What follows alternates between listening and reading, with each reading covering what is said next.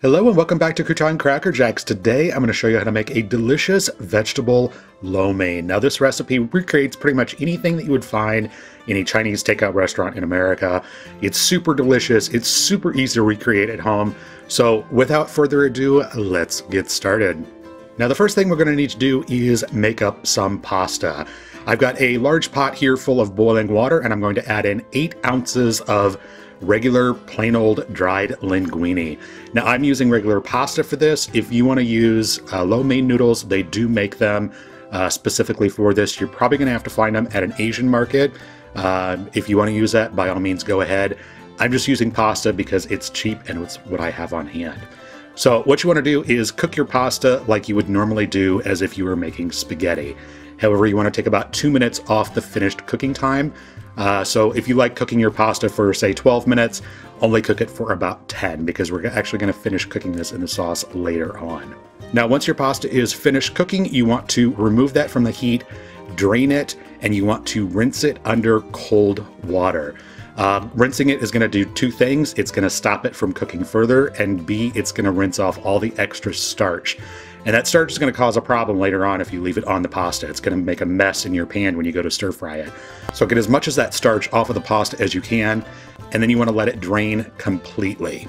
Once it's drained completely, you want to add your pasta back into the pan and add a couple of tablespoons of vegetable oil to it. And you want to stir that around, and the vegetable oil is going to coat those strands of pasta and prevent your pasta from sticking together. So again, later on, it's easier to cook. Since this is going to be a vegetable lo mein, we are going to need some vegetables. And these are the vegetables that I'm using here. I've got a head of cabbage, a stalk of celery, 1 carrot, a little piece of onion, and some ginger. Now I'm going to start off with the celery here. Basically what you want to do with all of your vegetables is cut them into pieces that are essentially the same size as the pasta that you're using for your lo mein. Since I'm using linguine, I'm going to try and cut my vegetables to the size of the linguine. Easiest way to do that with the celery is to cut it at an angle into thin strips, into thin slices. Once you get that sliced up, you want to put it into a bowl and set it off to the side. And then we can work on the cabbage. This is just regular old head cabbage that I'm using here because it's what I have and it's cheap. I'm just going to cut off a little wedge of it, and I'm actually only going to use the outside layers of the cabbage here. I'm going to press that down flat and again slice this to about the size of the pasta that I'm using. Now the reason you don't want to use the inner part of the cabbage, I mean some people might, but it tends to be really, it has a sharp bite to it. It's almost like horseradish. If that's what you like, you know, by all means use it. I'm not going to use it here on my lo mein. Once you get all of your cabbage sliced up, add it to the bowl with your celery, and then we can go on to the carrot. Carrot here is a little bit different slicing this up. I've already gone ahead and peeled this carrot. You want to cut the end off and again slice this on a bias, in other words at an angle, into thin strips about 1/8 of an inch thick or so. And then you want to fan those slices out, and then from this you can cut them into matchstick sized pieces. Fancily called a julienne, if you will. And again, add this to the bowl with the celery and cabbage. Same thing with the onion. Just slice it in 2 slices, separate out those slices. Again, add them to the bowl with the rest of your vegetables. And then finally, our ginger.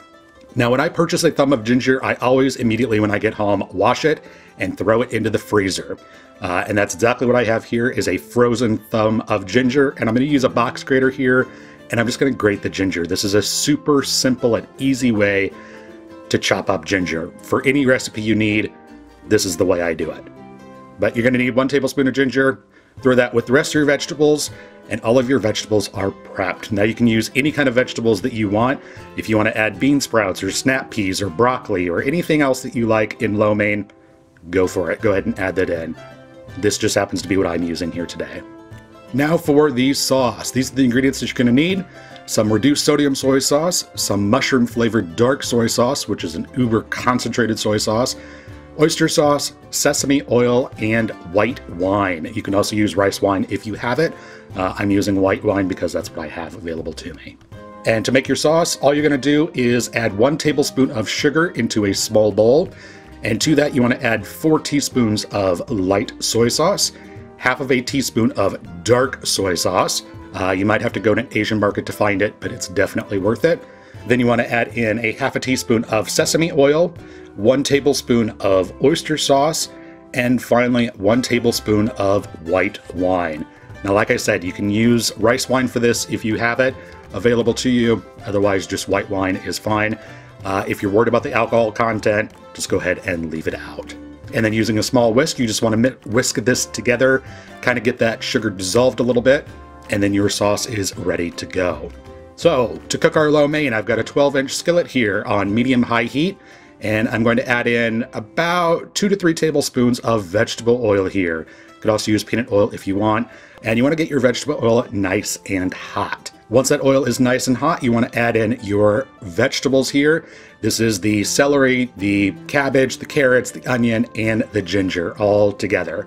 And I'm just going to stir fry this for about 2 minutes or so. You want to make sure that the carrots are cooked all the way through and the cabbage is wilted. Now, once that's cooked to how you like it, you want to add in your pasta that has been cooled with the vegetable oil on it. And you will see here how all of that pasta has remained separate. And that's because of the vegetable oil that we put on it and because we rinsed off that starch. So it's going to be super easy to mix in with our vegetables, which is exactly what you want to do.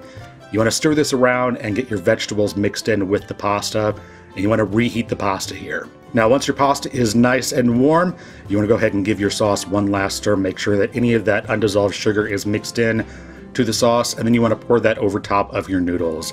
And all you're going to do here is cook the sauce down until it coats the noodles. It's going to get really thick, and it's going to become kind of like a gravy that coats the noodles, and that's exactly what you want. So just keep stirring this and heating it until the lo mein is completely covered with all of that delicious sauce. Go ahead and remove it from heat, and then you can serve this up. And there you go. That's how easy it is to make vegetable lo mein at home. Now, you don't have to do just vegetable lo mein with this. If you want to add chicken or beef or pork or shrimp or anything else to your lo mein, by all means, go ahead and do that. Just make sure to cook any meat that you use before you cook the vegetables. So there you go. I hope you guys give this recipe a try. If you do, let me know how you like it down below in the comments. If you like this video, be sure to give it a thumbs up. I would greatly appreciate it. Subscribe for more deliciousness and to keep up to date on all my latest videos. If you want to follow me outside of YouTube, I will put my Instagram and Facebook links down below as well. Thanks so much for watching, and we will see you next time.